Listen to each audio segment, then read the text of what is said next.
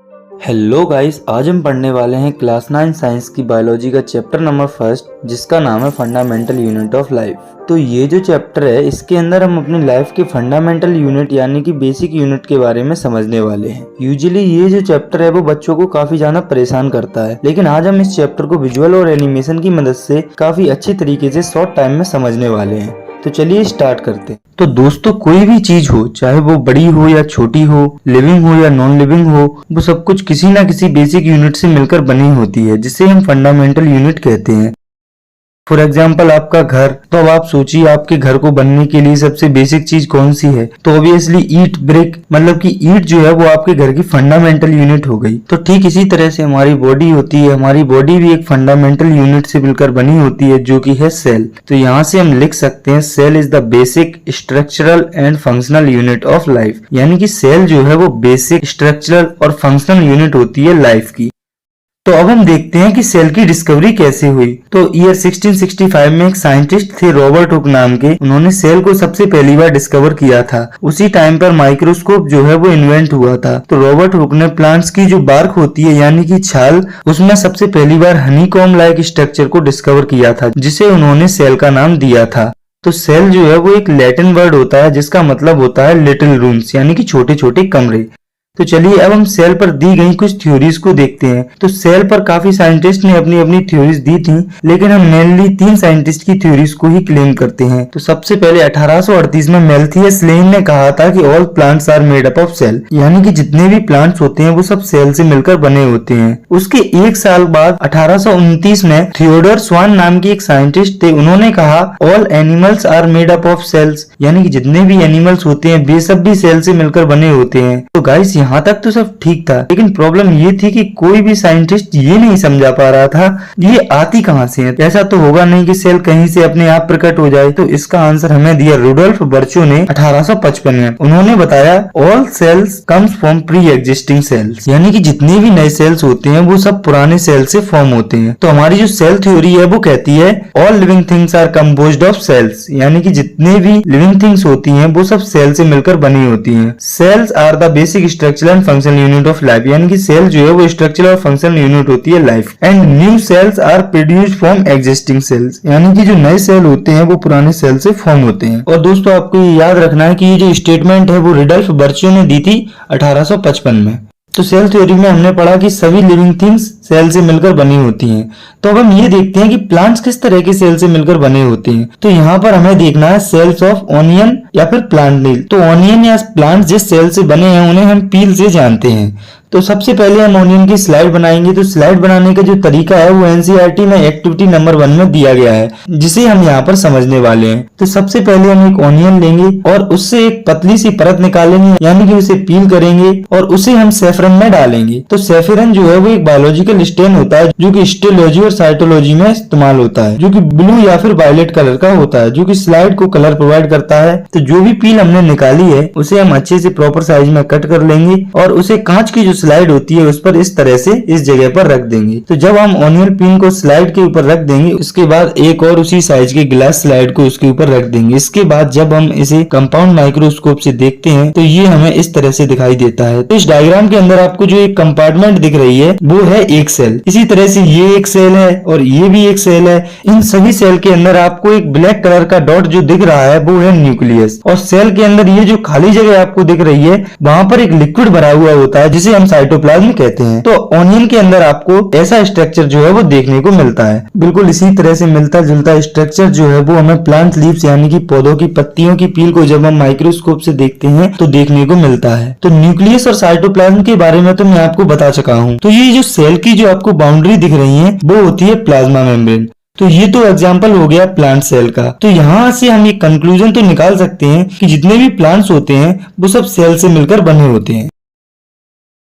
तो अब हम देखते हैं एनिमल सेल या ह्यूमन बॉडी के सेल्स के बारे में। तो ह्यूमन बॉडी जो होती है वो एक तरह के सेल से मिलकर नहीं बल्कि वेरियस सेल से मिलकर बनी होती है। तो यहाँ पर हम उन्हीं सेल को डिस्कस करने वाले हैं। तो ह्यूमन बॉडी का जो पहला सेल जो आपको दिख रहा है वो है ब्लड सेल्स। तो ह्यूमन ब्लड जो है वो इन्हीं सेल से मिलकर बना होता है। और ऐसे ही यहाँ पर जो सेल आपको दिख रहा है वो है बोन सेल। तो जो हमारी बोन्स होती है वो इन्हीं सेल से मिलकर बनी होती है। और अब ये जो आपको सेल दिख रही है वो है मसल सेल। तो हमारी बॉडी में जितनी भी मसल्स होती है वो सब इन्हीं सेल से मिलकर बनी होती हैं। और ये जो सेल्स आपको दिख रही हैं वो है फैट सेल्स, यानी कि हमारी बॉडी में जो भी फैट होता है वो सब इन्हीं सेल से मिलकर बना होता है। और आगे जो सेल आपको दिख रही है वो है ओवम सेल। तो ये जो है वो फीमेल रिप्रोडक्टिव सेल होती है जो कि सिर्फ फीमेल्स में पाई जाती है। और ये जो आपको सेल दिख रही है वो है स्पर्म सेल। तो ये जो है वो मेल रिप्रोडक्टिव सेल होती है और ये सिर्फ मेल्स में पाई जाती है। और जब ये स्पर्म सेल ओवम सेल के साथ फ्यूज होती है तो जो फर्टिलाइजेशन की प्रोसेस है वो कंप्लीट होती है। और ये वाला सेल जो आपको दिख रहा है वो है न्यूरॉन सेल। तो ये जो सेल है वो हमारी बॉडी में मैसेज कैरी करता है एक जगह से दूसरी जगह तक। तो ह्यूमन बॉडी जो है इन्हीं वेरियस टाइप्स के लाखों करोड़ों सेल से मिलकर बनी होती है।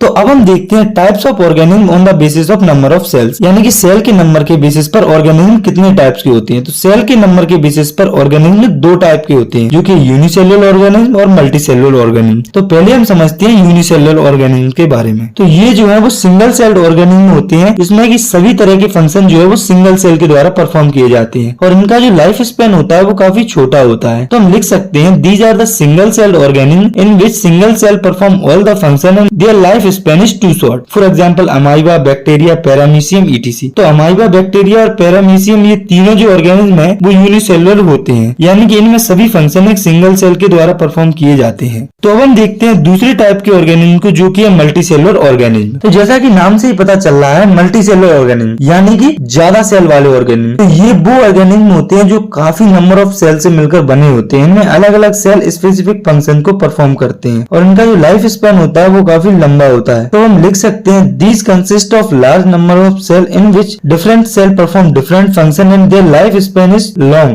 as compared to unicellular organism. For example human, tree and animals etc. तो जो human, trees और animals होते हैं वे सब मल्टीसेलुलर ऑर्गेनिज्म होते हैं, यानी कि इनके अंदर अलग अलग सेल्स अलग अलग फंक्शंस परफॉर्म कर रहे होते हैं।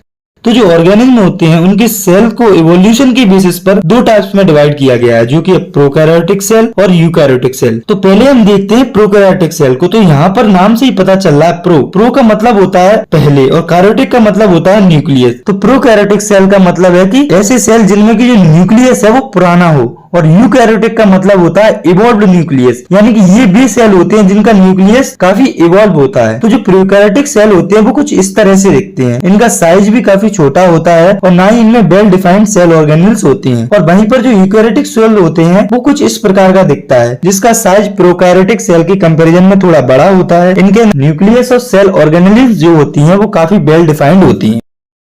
चलिए अब हम इन दोनों की कुछ प्रॉपर्टीज को देख लेते हैं। तो प्रोकैरियोटिक सेल का जो साइज होता है वो होता है 1 to 10 माइक्रोमीटर के बीच में। लेकिन उससे पहले आप ये याद रखिए कि 1 माइक्रोमीटर के बराबर होता है 10 to the power 6 मीटर। आप इसका हिसाब लगा लेना। और यूकैरियोटिक सेल का जो साइज होता है वो होता है 5 to 100 माइक्रोमीटर के बीच में। और प्रोकैरियोटिक सेल के अंदर जो न्यूक्लियस होता है वो वेल डिफाइंड नहीं होता, इसीलिए प्रोकैरियोटिक सेल के अंदर न्यूक्लियस को न्यूक्लियोइड कहा जाता है, जो कि न्यूक्लियर मेम्ब्रेन के द्वारा सराउंड नहीं होता है।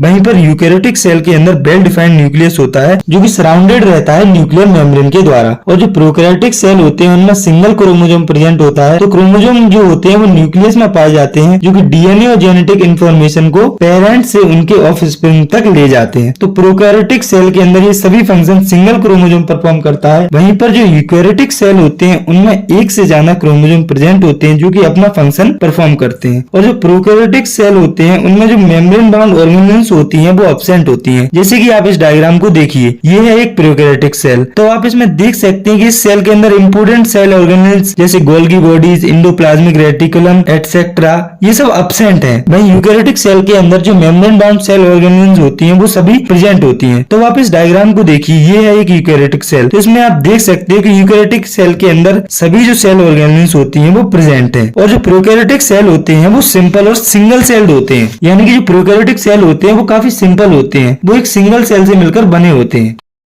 तो ये तो वही प्रोकैरियोटिक और यूकैरियोटिक के बीच में डिफरेंस के पॉइंट। तो अब हम दोनों की सिमिलरिटीज को देखते हैं। तो प्रोकैरियोटिक और यूकैरियोटिक सेल दोनों में ही डीएनए पाया जाता है और इन दोनों में ही राइबोसोम और साइटोप्लाज्म पाया जाता है और दोनों में ही प्लाज्मा मेम्ब्रेन भी होती है। तो यहाँ पर हम प्रोकैरियोटिक सेल को थोड़ा छोड़ देते हैं और अब हम आगे समझते हैं यूकैरियोटिक सेल के बारे में थोड़ा डिटेल में। तो गाइस ऐसा नहीं है कि प्रोकैरियोटिक सेल इंपोर्टेंट नहीं है, प्रोकैरियोटिक सेल बिल्कुल इंपोर्टेंट है, क्योंकि जितने भी यूकैरियोटिक सेल हैं वो सब प्रोकैरियोटिक सेल से ही डेवलप्ड हुए हैं। लेकिन यहाँ पर हमें इस चैप्टर में यूकैरियोटिक सेल को थोड़ा अच्छे से समझना है। तो यूकैरियोटिक सेल जो है वो इवॉल्व सेल होता है और ये दो टाइप्स के होते हैं, जो कि है प्लांट सेल और एनिमल सेल। तो आपका ये वाला जो सेल दिख रहा है वो है प्लांट सेल और ये वाला जो आपको सेल दिख रहा है वो है एनिमल सेल। तो अब सबसे पहले आप ये समझिए, जो cell membrane, nucleus, nucleoid, smooth endoplasmic reticulum, rough endoplasmic reticulum, ribosomes, vacuole, mitochondria और गोल्गी एपरेटस जो है वो दोनों सेल्स यानी कि प्लांट सेल और एनिमल सेल में पाए जाते हैं। तो जो प्लांट सेल होते हैं उनके अंदर कुछ एक्स्ट्रा पार्ट्स पाए जाते हैं जो कि एनिमल सेल्स में नहीं पाए जाते। वो पार्ट्स होते हैं क्लोरोप्लास्ट, सेल वॉल और प्लाज्मोडेस्माटा। तो प्लांट के अंदर जो क्लोरोप्लास्ट होते हैं वो सनलाइट को एब्जॉर्ब करने में मदद करते हैं, क्योंकि आप जानते हैं कि प्लांट्स ऑटोट्रॉपिक होते हैं और एनिमल्स तो दूसरे ऑर्गेनिज्म पर डिपेंड रहते हैं फूड के लिए, इसीलिए उन्हें क्लोरोप्लास्ट की जरूरत नहीं पड़ती। तो जो सेल वॉल होती है वो प्लांट्स की सेल को रिगिड बनाती है। इन सब के फंक्शन को हम आगे अच्छे से समझने वाले हैं। तो अब हम ये देखते हैं कि जो सेल होता है वो आखिर अंदर से कैसा दिखता है। तो बेसिकली जो सेल होता है वो अलग अलग सेल ऑर्गेनेल से मिलकर बना होता है, यानी कि अलग अलग पार्ट से मिलकर बना होता है और ये ऐसा दिखता है जैसा कि आप इस इमेज में देख पा रहे हैं। तो ये जो आप देख रहे हैं ये है सेल की अलग अलग ऑर्गेनेल। सबसे पहले हम समझते हैं सेल की सबसे इंपोर्टेंट ऑर्गेनेल के बारे में, जो की है न्यूक्लियस। तो ये डायग्राम आप देख रहे हैं ये है न्यूक्लियस ऑफ सेल। तो ये जो न्यूक्लियस होता है उसे हम सेल का ब्रेन भी कहते हैं। इसे आप ऐसे समझिए कि मान लो कि सेल कोई कंपनी है, तो न्यूक्लियस जो है उस कंपनी का बॉस है, यानी कि यही दिमाग लगाता है कि कंपनी को कैसे मैनेज करना है, कंपनी को कैसे हैंडल करना है। तो अब हम ये देखते हैं कि जो सेल्स होते हैं उनमें न्यूक्लियस कहाँ पर लोकेटेड होते हैं। तो अब शायद आपके दिमाग में ये आया होगा कि मैंने यहाँ पर सेल्स टर्म क्यों यूज किया, सेल क्यों नहीं। तो मैंने ऐसा इसीलिए किया क्योंकि हमें न्यूक्लियस की जो लोकेशन है वो प्लांट सेल और एनिमल सेल दोनों के अंदर देखनी है। तो जो एनिमल सेल होते हैं उनके अंदर जो न्यूक्लियस होता है वो सेल के सेंटर रीजन में प्रेजेंट होता है और वहीं पर जो प्लांट सेल होता है उनमें जो न्यूक्लियस होता है वो पेरिफेरी यानी कि कॉर्नर में प्रेजेंट होता है। ऐसा इसीलिए होता है क्योंकि प्लांट सेल में जो वैक्यूल होता है वो काफी ज्यादा बड़ा होता है, वो प्लांट सेल के आधे हिस्से को कवर कर लेता है। तो हम इस डायग्राम को दोबारा से देखते हैं और ये जानने की कोशिश करते हैं कि आखिर न्यूक्लियस के अंदर होता क्या है। अगर हम न्यूक्लियस के बिल्कुल कोर में देखें तो वहां पर होता है न्यूक्लियस और ये जो आपको फ्लूइड टाइप का दिख रहा है वो है न्यूक्लियोप्लाज्म और ये जो आपको कवरिंग दिख रही है ये है न्यूक्लियर एनवेलोप और इस कवरिंग पर जो छोटे छोटे पोर्स आपको दिख रहे हैं वो है न्यूक्लियर पोर। और गाइस आपको ये याद रखना है कि जो न्यूक्लियस होता है वो डबल मेम्ब्रेन से मिलकर बना होता है। तो यहाँ पर हमें न्यूक्लियस के बारे में सिर्फ इतना ही याद रखना है और ज्यादा डिटेल में नहीं जाना है। और जब आप अपनी हायर क्लासेस में जाओगे तो आपको और ज्यादा डिटेलिंग भी इन सभी की देखने को मिलेगी। तो अब हम देखते हैं फंक्शंस ऑफ न्यूक्लियस, यानी कि जो न्यूक्लियस होता है उसके क्या फंक्शन होते हैं। तो न्यूक्लियस जो है वो सेल का कंट्रोल सेंटर होता है, यानी कि ये जो है वो पूरी सेल को कंट्रोल करता है और न्यूक्लियस जो है वो आरएनए और प्रोटीन को बनाता है, यानी कि बॉडी में जो भी आरएनए और प्रोटीन फॉर्म होते हैं वो न्यूक्लियस के द्वारा ही किए जाते हैं। और जो न्यूक्लियस होता है वो डीएनए को स्टोर करता है और इसी के साथ साथ जो न्यूक्लियस होता है वो राइबोसोम को बनाता है। तो राइबोसोम क्या होता है ये हम आगे समझने वाले हैं। आप तो बस इतना याद रखिए जो राइबोसोम होता है वो न्यूक्लियस के अंदर न्यूक्लियोलस में फॉर्म होता है। तो अभी हमने बात की थी जो न्यूक्लियस होता है उसमें डीएनए स्टोर होता है। तो ऐसा आप इस तरह से समझिए जैसे कि आप मान लो कि ये है सेल, इसके अंदर जो स्ट्रक्चर आप देख रहे हैं वो है न्यूक्लियस। तो जब हम न्यूक्लियस के अंदर देखेंगे तो हमें ये जो स्ट्रक्चर दिखेगी वो है क्रोमोसोम और जब हम क्रोमोसोम के अंदर थोड़ी और डिटेलिंग में जाएंगे तो हमें जो स्ट्रक्चर देखने को मिलेगी वो होगा डीएनए। तो गाइस हमें जो सेल के सभी ऑर्गेनेल्स हैं उनके बारे में तीन चीजें ही समझना है, जो कि उनकी लोकेशन, स्ट्रक्चर एंड फंक्शन। तो हम सेल की एक और ऑर्गेनेल के बारे में समझते हैं जो कि है सेल वॉल। तो सबसे पहले तो आपको ये याद रखना है कि जो सेल वॉल होती है वो सिर्फ प्लांट सेल में पाई जाती है, यानी कि जो सेल वॉल होती है वो एनिमल सेल में नहीं पाई जाती और ये जो है वो सेल मेम्ब्रेन के बाहर पाई जाती है। तो अब आप यहाँ देखिए ये है एक प्लांट सेल और ये जो आपको बाहर की कवरिंग दिख रही है वो है सेल वॉल और ये जो आपको इसके अंदर जो मेम्ब्रेन दिख रही है वो है सेल मेम्ब्रेन। तो आपको यहाँ बस इतना याद रखना है कि जो सेल वॉल होती है वो सिर्फ प्लांट सेल में पाई जाती है और जो सेल मेम्ब्रेन होती है वो प्लांट और एनिमल सेल दोनों सेल में पाई जाती है। तो हम ये देखते हैं कि सेल वॉल का प्लांट सेल के अंदर फंक्शन क्या होता है। तो सेल वॉल जो होती है वो प्लांट सेल को सपोर्ट प्रोवाइड करती है और सेल को प्रोटेक्शन भी देती है। तो अब हम आगे समझते हैं सेल मेम्ब्रेन के बारे में। तो ये तो हम जान चुके हैं कि जो सेल मेम्ब्रेन होती है वो प्लांट और एनिमल सेल दोनों में पाई जाती है और ये जो है वो सेमी परमिएबल मेम्ब्रेन होती है। तो ये सेमी परमिएबल मेम्ब्रेन क्या होती है ये हम आगे समझने वाले हैं। तो आप जो ये सेल के डायग्राम में ये जो मेम्ब्रेन देख पा रहे हैं ये सेल मेम्ब्रेन। तो इसका जो फंक्शन है वो ये है कि ये एक फिजिकल बैरियर होती है सेल सेल के लिए जो कि सेल के इंटरनल एनवायरनमेंट को बाहर के एनवायरनमेंट से सेपरेट करती है, यानी कि अलग करती है। तो ये जो है वो सिलेक्टिवली परमेबल होती है, यानी कि ये कुछ चीजों को अपने आप से ट्रांसपोर्ट होने देती है और कुछ चीजों को अपने आप से ट्रांसपोर्ट नहीं होने देती। इसे आप ऐसे समझिए जैसे कोई ऑफिस है, तो उस ऑफिस में उस ऑफिस के एम्प्लॉइज और जो काम के लोग होते हैं उन्हें तो एंट्री दे दी जाती है। ऐसा तो होता नहीं है कि किसी भी ऑफिस में किसी को भी एंट्री दे दी जाए। इसी तरह से हमारी जो सेल मेम्ब्रेन होती है वो काम करती है। जैसे कि हमारे सेल के लिए कोई काम की चीज होती है तो वो उसे अपने अंदर एंट्री दे देती है, अगर वो चीज काम की नहीं होती तो वो उसे एंट्री नहीं देती। तो अभी आपने एक टर्म पढ़ा था सेमी परमिएबल मेम्ब्रेन। तो अब हम ये समझते हैं कि ये सेमी परमिएबल मेम्ब्रेन होती क्या है। तो सेमी परमिएबल मेम्ब्रेन होती है वो एक पतली मेम्ब्रेन होती है जो कि पार्टिकल्स के मूवमेंट को अलाउ करती है हायर कंसंट्रेशन से लोअर कंसंट्रेशन की तरफ। तो आप ये सोचिए कि जब मूवमेंट होगा तो ये कैसे डिसाइड होगा कि जो सब्सटेंस होते हैं वो सेल से बाहर मूव होंगे या सेल के अंदर मूव होंगे। तो ये डिसाइड होगा उनके कंसंट्रेशन के बेसिस पर। अगर सेल के अंदर कंसंट्रेशन ज्यादा है तो सब्सटेंस जो है वो सेल के अंदर से बाहर की तरफ मूव होगा, और अगर सेल के अंदर कंसंट्रेशन कम है सब्सटेंस जो है वो सेल के बाहर की तरफ मूव करेगा, क्योंकि हमने अभी पढ़ा है कि जो सेमी परमिएबल मेम्ब्रेन होती है उसमें सब्सटेंस हायर कंसंट्रेशन से लोअर कंसंट्रेशन की तरफ मूव होता है।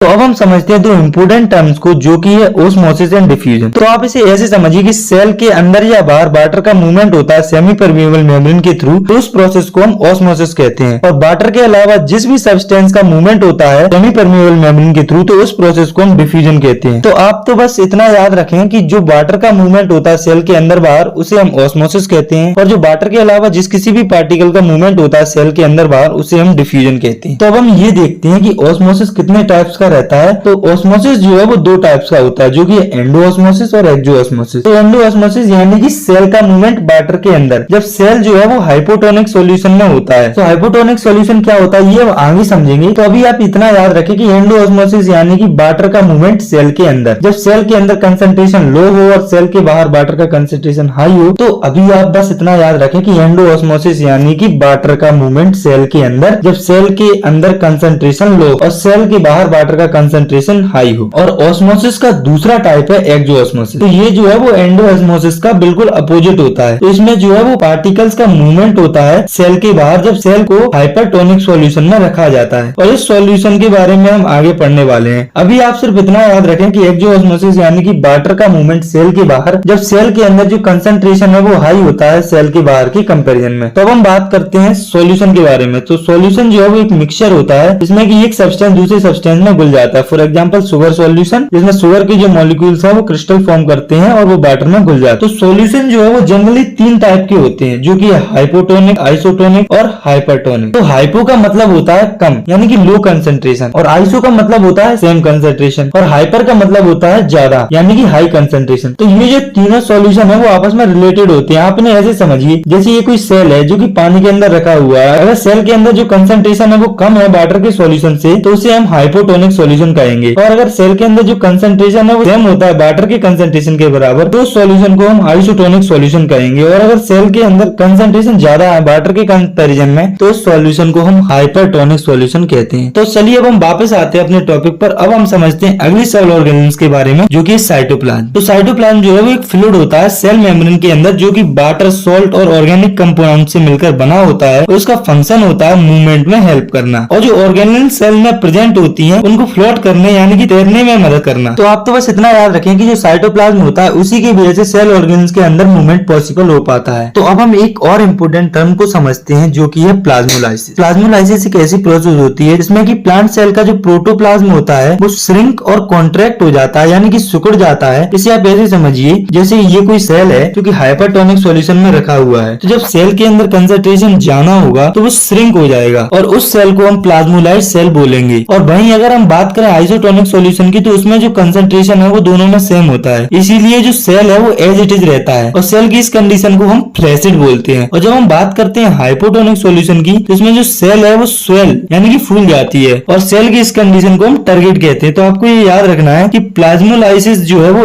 ऑस्मोसिस का एक रिजल्ट होती है, जो कि हमें बहुत ही रेयरली देखने को मिलता है, यानी कि बहुत ही कम देखने को मिलता है नेचर में। और ये जो है वो एक्सट्रीम कंडीशन में ही हमें देखने को मिलता है। तो अब तक हमने सेल के कुछ कंपोनेंट्स के बारे में पढ़ लिया है। तो अब हम बात करते हैं एग्जाम पॉइंट ऑफ व्यू से सबसे इंपोर्टेंट सेल ऑर्गेनिज्म के बारे में। तो चलिए सबसे पहले हम समझते हैं एंडोप्लाज्मिक रेटिकुलम के बारे में। तो ये जो है वो मेम्ब्रेन्स का नेटवर्क होता है जो कि साइटोप्लाज्म में प्रेजेंट होता है और ये जो है सिर्फ यूकैरियोटिक सेल में ही पाया जाता है। एंडोप्लाज्मिक रेटिकुलम के कुछ इंपोर्टेंट फंक्शन होते हैं जो कि है मटेरियल का ट्रांसपोर्ट करना साइटोप्लाज्म और न्यूक्लियस के बीच में, और ये जो है सेल के अंदर जो बायोकेमिकल एक्टिविटीज होती हैं उनके लिए स्पेस प्रोवाइड कराता है, और ये फैट, स्टीरॉयड और कोलेस्ट्रॉल को बनाने में भी हेल्प करता है। इसके अलावा जो एंडोप्लाज्मिक रेटिकुलम जो है वो सेल में जो भी पॉइजनस प्रोडक्ट होते हैं उन्हें डिटॉक्सिफाई करता है। और ये एंडोप्लाज्मिक रेटिकुलम होता है वो दो टाइप्स का होता है, जो कि स्मूथ एंडोप्लाज्मिक रेटिकुलम और रफ एंडोप्लाज्मिक रेटिकुलम। तो जो स्मूथ एंडोप्लाज्मिक रेटिकुलम होता है वो ट्यूब्यूल से मिलकर बना होता है जो कि फैट मॉलिक्यूल्स, लिपिड और स्टीरॉयड को बनाने में मदद करता है, और इसमें राइबोसोम जो है वो एब्सेंट होता है। वहीं पर हम बात करें रफ एंडोप्लाज्मिक रेटिकुलम की,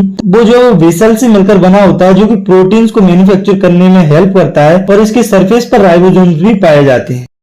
तो अब हम समझते हैं अगली सेल ऑर्गेनिज्म के बारे में जो कि है गोल्गी एपरेटस। तो ये है हमारा गोल्गी एपरेटस। तो हम गोल्गी एपरेटस के कुछ फंक्शंस को देखते हैं। तो इसका जो पहला फंक्शन है वो ये है कि ये जो है वो मटेरियल को सेल के अंदर और बाहर ट्रांसपोर्ट करता है, और इसका दूसरा फंक्शन है कि जो लिपिड और प्रोटीन एंडोप्लाज्मिक रेटिकुलम में बनते हैं वो गोल्गी कॉम्प्लेक्स में पैक होते हैं, और इसका तीसरा फंक्शन है कि ये जो है वो मिडिल लेमिला की फॉर्मेशन में हेल्प करता है। तो लेमिला जो है वो प्लांट की सेल का एक पार्ट होता है जिससे कि प्लांट की सेल वॉल जुड़ी होती है। तो गोल्गी एपरेटस जो है वो मिडिल लेमिला को बनाने में मदद करता है। तो अब हम समझते हैं अगले सेल ऑर्गेनिज्म के बारे में जो कि है लाइसोसोम। तो ये जो है वो बहुत ही छोटे छोटे दाने लायक ग्रेन्युल्स होते हैं जिनमें कि डाइजेस्टिव एंजाइम पाए जाते हैं, और ये जो है वो सिंगल मेम्ब्रेन से बाउंड होते हैं यानी कि घिरे रहते हैं। इन्हें हम सेल का सुसाइडल बैग भी कहते हैं, और इन्हें सुसाइडल बैग इसीलिए कहते हैं क्योंकि सेल के अंदर कुछ भी चीज खराब हो जाती है या डेड हो जाती है तो फिर वह लाइसोसोम में आ जाती है, और लाइसोसोम इसे सेल से बाहर निकाल देता है। तो हम लाइसोसोम्स के कुछ फंक्शन को देखते हैं। तो लाइसोसोम का जो मेन फंक्शन होता है वो होता है डाइजेशन, जो है वो वेस्ट डिस्पोजल होता है सेल का। इसे आप ऐसे समझिए जैसे कि सेल के अंदर जो भी वेस्ट फॉर्म होता है वो लाइसोसोम के अंदर जाता है, तब जाके लाइसोसोम इसे बाहर निकलता है। इसका तीसरा जो फंक्शन है वो ये है कि जो भी फॉरेन मटेरियल सेल के अंदर आ जाते हैं या फिर जो सेल मटेरियल सेल के लिए हार्मफुल होते हैं, लाइसोसोम जो है वो इसे डाइजेस्ट कर देता है। तो अब हम समझते हैं अगले सेल ऑर्गेनिज्म के बारे में जो कि है माइटोकॉन्ड्रिया। तो माइटोकॉन्ड्रिया जो है वो रॉड शेप्ड स्ट्रक्चर होती है जो कि साइटोप्लाज्म में पाई जाती है। ये जो है हमें सिर्फ यूकैरियोटिक सेल में देखने को मिलता है। इसे हम सेल का पावर हाउस या स्ट्रॉन्ग बैटरी भी कहते हैं। तो चलिए हम माइटोकॉन्ड्रिया के डायग्राम को देख लेते हैं। तो आप इस इमेज को देखिए, इससे आपको पता चल रहा है कि जो माइटोकॉन्ड्रिया है वो डबल मेम्ब्रेन से मिलकर बना होता है, क्योंकि इसमें दो मेम्ब्रेन है, आउटर मेम्ब्रेन और इनर मेम्ब्रेन। तो ये जो आउटर मेम्ब्रेन है इसमें स्पेसिफिक प्रोटीन पाए जाते हैं, और ये इनर मेम्ब्रेन है वो फोल्डेड रहती है अंदर की तरफ इन चैम्बर्स में, जिन्हें हम क्रिस्टी कहते हैं। तो ये जो चैम्बर्स आपको दिख रहे हैं ये है क्रिस्टी। इसी के साथ जो माइटोकॉन्ड्रिया है उसमें खुद के डीएनए भी प्रेजेंट होते हैं जो कि आपको ये दिख रहे हैं। इसके अलावा जो माइटोकॉन्ड्रिया होता है उसमें खुद के राइबोसोम भी पाए जाते हैं जो कि माइटोकॉन्ड्रिया के लिए प्रोटीन फॉर्म करते हैं। तो चलिए हम माइटोकॉन्ड्रिया के फंक्शंस को देखते हैं। तो माइटोकॉन्ड्रिया जो है वो सेल के लिए एनर्जी प्रोड्यूस करता है और स्टोर करता है। तो माइटोकॉन्ड्रिया जो है वो सेल के लिए एनर्जी प्रोड्यूस और स्टोर करता है एटीपी के फॉर्म में। एटीपी यानी कि एडेनोसिन ट्राइफॉस्फेट। तो ये जो है वो एनर्जी करेंसी होती है हमारे सेल की। अभी आप बस इतना याद रखें। और इसका दूसरा फंक्शन है कि इसके पास खुद का डीएनए और राइबोसोम होता है। तो ये प्रोटीन फॉर्मेशन और अपनी जेनेटिक इंफॉर्मेशन को आगे पास करने के लिए किसी और भी सेल ऑर्गेनिज्म पर डिपेंड नहीं रहता। तो चलिए अब हम समझते हैं एक और सेल ऑर्गेनिज्म के बारे में जो कि है प्लास्टिड। तो जो प्लास्टिड होते हैं वो सिर्फ प्लांट सेल में पाए जाते हैं। इनके पास भी खुद का डीएनए होता है। तो जो प्लास्टिड होते हैं वो तीन टाइप के होते हैं, जिसमें कि पहला है ल्यूकोप्लास्ट। तो ये जो है वो व्हाइट कलर का होता है जो कि प्लांट सेल के अंडरग्राउंड पार्ट्स में पाया जाता है। जो दूसरा टाइप है प्लास्टिड का वो है क्रोमोप्लास्ट। तो ये जो है वो रेड और ब्राउन कलर का होता है, और ये जो है वो प्लांट सेल की ऊपर वाली लेयर में पाया जाता है। और प्लास्टिड का तीसरा टाइप है क्लोरोप्लास्ट। तो ये जो है वो ग्रीन कलर का होता है जो कि प्लांट सेल के अंदर एरियल पार्ट्स में पाया जाता है। एरियल यानी कि ऊपर की तरफ। तो क्लोरोप्लास्ट और क्रोमोप्लास्ट दोनों ही प्लांट सेल के एरियल पार्ट्स में पाए जाते हैं। तो अब हम ये देखते हैं कि जो ये प्लास्टिड होते हैं इनके फंक्शन क्या होते हैं। तो जो क्लोरोप्लास्ट और क्रोमोप्लास्ट होते हैं वो फोटोसिंथेसिस करते हैं, या हम कह सकते हैं फोटोसिंथेसिस के लिए काफी जरूरी होते हैं, क्योंकि ये ही प्लांट्स में सनलाइट को एब्जॉर्ब करते हैं। और जो ल्यूकोप्लास्ट होता है वो प्लांट्स के अंदर ऑर्गेनिक मटेरियल जैसे कि स्टार्च, ऑयल, प्रोटीन ग्रेन्यूल्स को स्टोर करता है। तो अब हम समझते हैं सेल की 6th ऑर्गेनल्स के बारे में, जो कि है वैक्यूल। तो वैक्यूल जो है वो मेम्ब्रेन बाउंड रीजन होता है साइटोप्लाज्म के अंदर, जिसमें कि वाटर, शुगर, अमीनो एसिड, कुछ ऑर्गेनिक एसिड और कुछ प्रोटीन्स भरे हुए होते हैं। और आपको ये याद रखना है कि वैक्यूल्स का जो साइज है वो छोटा होता है एनिमल सेल्स में, और वहीं पर जो प्लांट सेल होते हैं उनमें वैक्यूल का साइज है वो काफी बड़ा होता है। तो चलिए आपके लिए क्वेश्चन है,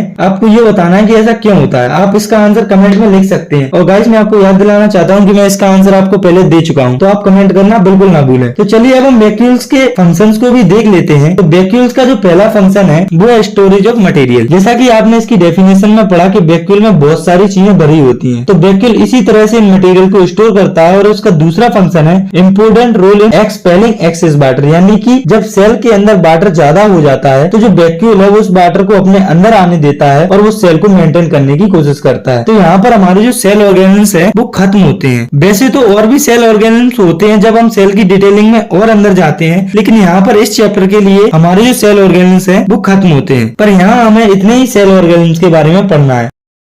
तो अब हम समझते हैं एक बहुत ही इंपोर्टेंट टर्म के बारे में, जो कि है राइबोसोम। तो ये जो है वो माइन्यूट यानी कि छोटा पार्टिकल होता है जो कि आरएनए और प्रोटीन से मिलकर बना होता है, और ये जो है वो साइट होती है प्रोटीन सिंथेसिस की सेल में। सेल का मोस्टली जो प्रोटीन होता है वो यहीं पर सिंथेसिस होता है। अभी आपने एक टर्म सुना था आरएनए, तो आरएनए होता है राइबो न्यूक्लिक एसिड। तो आरएनए जो है वो अपनी बॉडी में प्रोटीन सिंथेसिस के लिए हेल्प करता है। तो चलिए अब हम इस चैप्टर के आखिरी टॉपिक को समझते हैं, जो कि सेल डिवीजन। तो गाइस आपने कई बार सुना होगा कि हमारी बॉडी में कई सारी सेल्स पाई जाती हैं और कई सारी नई सेल कंटिन्यूअसली फॉर्म हो रही होती हैं। लेकिन याद रखने वाली चीज यहाँ ये है कि जो नई सेल फॉर्म होती है वो अपने आप तो फॉर्म नहीं होती होगी, बल्कि जो पुरानी सेल या हम कहें प्री एग्जिस्टिंग सेल के डिवाइड होने से फॉर्म होती है। तो आइए अब हम ये देखते हैं कि सेल डिवाइड होती कैसे है। सबसे पहले सेल डिवीजन के अंदर सेल का जो ब्रेन यानी कि न्यूक्लियस होता है वो डिवाइड होता है। इसे आप इस बेसिक डायग्राम में देख सकते हैं। तो सेल डिवीजन के अंदर दो प्रोसेस होते हैं, कैरियोकाइनेसिस और साइटोकाइनेसिस। कैरियोकाइनेसिस यानी कि डिवीजन ऑफ न्यूक्लियस और साइटोकाइनेसिस यानी कि डिवीजन ऑफ सेल। तो सबसे पहले सेल डिवीजन के अंदर कैरियोकाइनेसिस होती है, उसके बाद साइटोकाइनेसिस होती है, यानी कि पहले न्यूक्लियस डिवाइड हो जाता है और फिर सेल डिवाइड हो जाता है। तो हमारी एनसीईआरटी में सेल डिवीजन में दो टर्म्स या हम कहें सेल डिवीजन के दो टाइप्स को एक्सप्लेन किया गया है। तो चलिए अब हम उन्हें समझ लेते हैं। तो वो दो टर्म्स है माइटोसिस और मियोसिस। तो माइटोसिस को आप ऐसे समझे कि मान लो हम जिस सेल को तोड़ते हैं तो उसमें क्रोमोसोम का जो नंबर होता है वो सेम होता है जितना कि पहले एक्चुअल सेल में क्रोमोसोम का नंबर था। इसका मतलब ये हुआ कि सेल के अंदर माइटोसिस प्रोसेस के अंदर सेल डिवीजन के बाद जो न्यूक्लियस का नंबर होता है वो सेम रहता है। और मियोसिस ऐसा सेल डिवीजन होता है जिसमें सेल के डिवीजन होने के बाद जो नंबर ऑफ क्रोमोसोम होते हैं सेल टूटने के बाद वो आधे आधे हो जाते हैं। जैसे कि आप मान लो कोई सेल है जिसमें कि 46 क्रोमोसोम है, और अगर इसमें मियोसिस की प्रोसेस होती है तो जो डिवाइडेड सेल है उनमें 23 क्रोमोसोम जाएंगे। वहीं ये प्रोसेस माइटोसिस में हो रही होती तो जो डिवाइडेड सेल होते उन दोनों में 46 क्रोमोसोम जाते। और अगर आपको माइटोसिस, मियोसिस और सेल डिवीजन की डिटेलिंग स्टडी करनी है तो आप अपनी रिफ्रेशर्स की हेल्प ले सकते हैं। लेकिन एनसीईआरटी और एग्जाम पॉइंट ऑफ व्यू से ये मैंने आपको मोर देन इनफ बता दिया है। इसी के साथ हमारा ये जो चैप्टर है वो खत्म होता है। आई होप आपको ये चैप्टर अच्छे से समझ में आया होगा। अगर आपको ये वीडियो पसंद आई है तो इसे लाइक करें, वीडियो को शेयर करें अपने फ्रेंड के साथ ताकि उनकी भी हेल्प हो सके। और हाँ, चैनल को सब्सक्राइब जरूर कर लें आने वाली वीडियोस के लिए। और अब वीडियो जल्दी आएंगी, तब तक के लिए पढ़ते रहें, अपने सपने पूरे करते रहें और अपने इस भाई का सपोर्ट करें। Take care, bye.